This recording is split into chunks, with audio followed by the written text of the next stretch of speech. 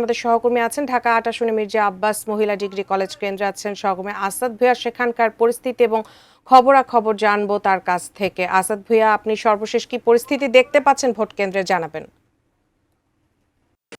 কেন্দ্রে যারা রয়েছে তাদের সাথে কথা বলে এবং কেন্দ্রের দায়িত্বে রয়েছে তাদের সাথেও কথা বলেছি। আমরা একটু জানিয়ে রাখতে চাই, 3টি কেন্দ্রে মোট ভোটারের সংখ্যা 9,945 জন ছিল।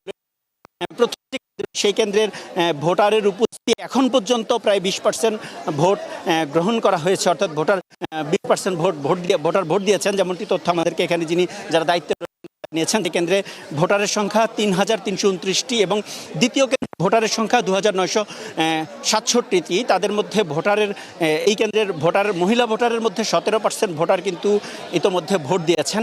কি বুঝলেন ভাই? অনলি যেটাই চাই।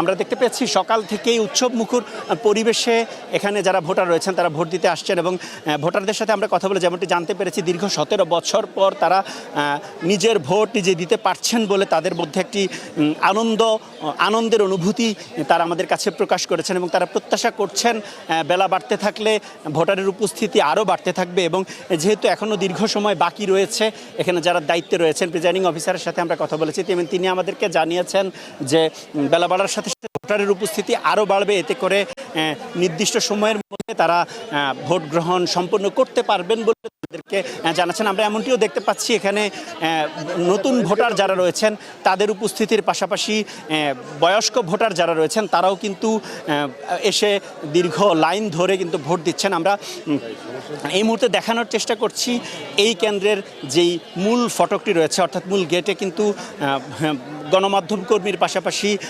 প্রত্যেকটি প্রার্থীর এজেন্ট কিন্তু এবং প্রতিনিধিরা কিন্তু এখানে উপস্থিত রয়েছে এবং আইন শৃঙ্খলা তারাও কিন্তু এখানে কড়া নিরাপত্তা জোরদার করার চেষ্টা করছেন।